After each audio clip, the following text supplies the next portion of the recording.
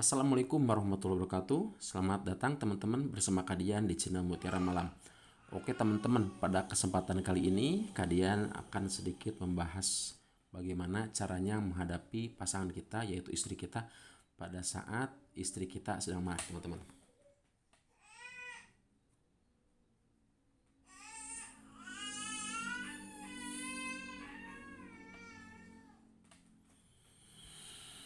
Teman-teman, bisa jadi istri kita marah dikarenakan mungkin karena kelelahan ataupun faktor-faktor lainnya, bukan saja karena kelakuan kita sebagai seorang suami.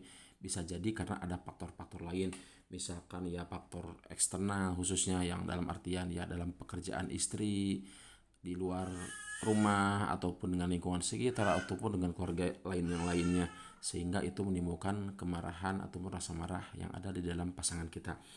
Nah, di sini mungkin kita akan mencoba mengulas bagaimana caranya menghadapi pasangan kita ketika istri kita sedang marah nih teman-teman ya. Jadi kalau istri kita sedang marah, teman-teman ingat jangan justru balik marah ataupun menyalahkan pasangan kita, karena itu akan memperkeruh suasana yang ada. Oke teman-teman, kita akan coba bahas satu persatu apa namanya cara menghadapi pasangan kita ketika sedang marah. Yang pertama,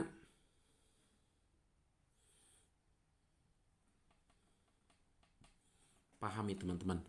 Bisa jadi istri kita merasa kesal ataupun jengkel kepada kita karena kita kurang peka terhadap istri kita.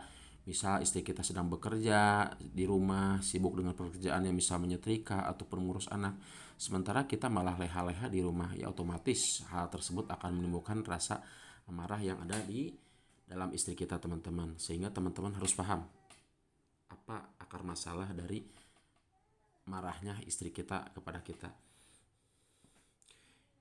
Yang kedua, ketika istri kita sedang marah, maka langkah yang harus dilakukan oleh teman-teman sebagai seorang suami yaitu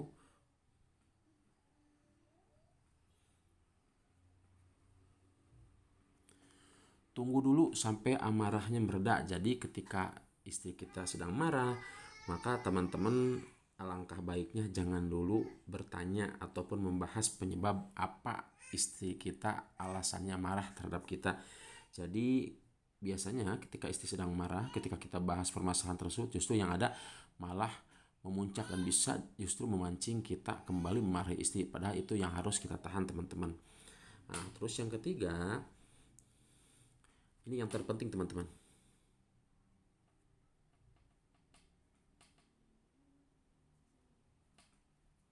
Nah, komunikasi.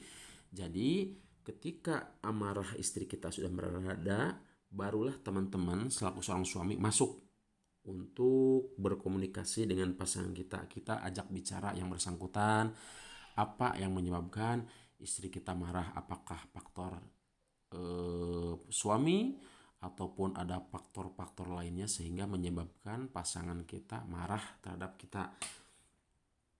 Nah, terus yang keempat, seandainya teman-teman merasa bersalah kepada pasangan kita sehingga menimbulkan amarah di istri kita, maka tentu yang harus dilakukan oleh suami yaitu meminta maaf.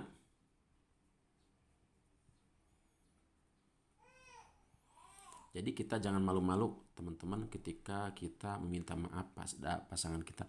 Terkadang ada seorang suami yang merasa bahwa apa yang dilakukan dia tidak merasa ataupun tidak seharusnya pasangan istrinya itu marah. Misal ya seperti tadi yang diceritakan, ketika istri kita sedang bekerja, kita leha-leha, misal kita malah nonton TV, sehingga kita tidak merasa bersalah. Padahal itu menyebabkan istri kita marah kepada kita, sehingga kita harus legowo teman-teman, dalam artian kita meminta maaf terlebih dahulu kepada pasangan kita seandainya apa yang kita lakukan itu membuat pasangan kita marah.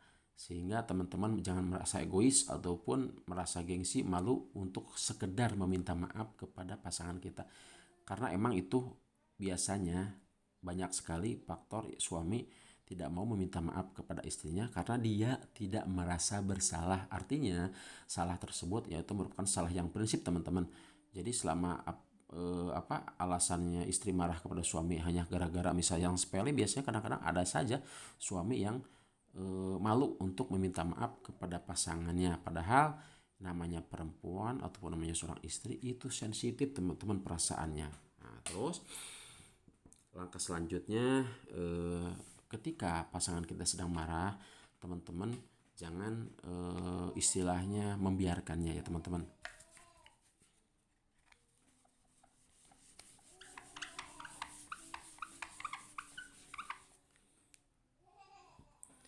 Yang kelima, tunjukkan kepada pasangan kita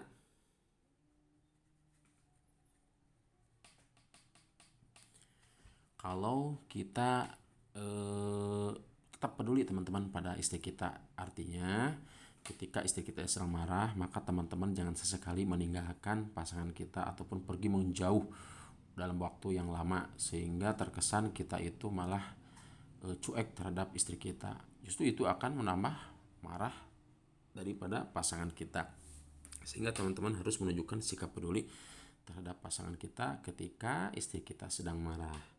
Nah, tentunya teman-teman hal ini bisa dilakukan ketika kita terus belajar dan terus belajar. Ketika banyak sekali permasalahan dalam rumah tangga, maka sebetulnya itu merupakan pelajaran bagi teman-teman semua dalam mengarungi bahtera hidup ke depannya. Karena ketika kita tidak diuji di dalam hubungan rumah tangga, dalam kehidupan, tentu kita tidak akan meningkatkan kualitas kita sebagai seorang suami ketika memimpin dari dalam rumah tangga kita. Ya namanya ujian mesti ada teman-teman, yaitu tujuan ujian tersebut yaitu untuk meningkatkan kemampuan kita dan menguji sebagaimana kekuatan kita sebagai seorang suami dalam mengarungi bahtera kehidupan rumah tangga. Oke teman-teman, mudah-mudahan 5 tips tadi bermanfaat bagi teman-teman semua di dalam menjalankan kehidupan rumah tangganya. Mudah-mudahan rumah tangga teman-teman semua dimanapun berada senantiasa baik-baik saja, tetap harmonis dan bahagia sampai akhir hayat, memisahkan teman-teman dari pasangannya. Oke teman-teman, mudah-mudahan tips tadi bermanfaat.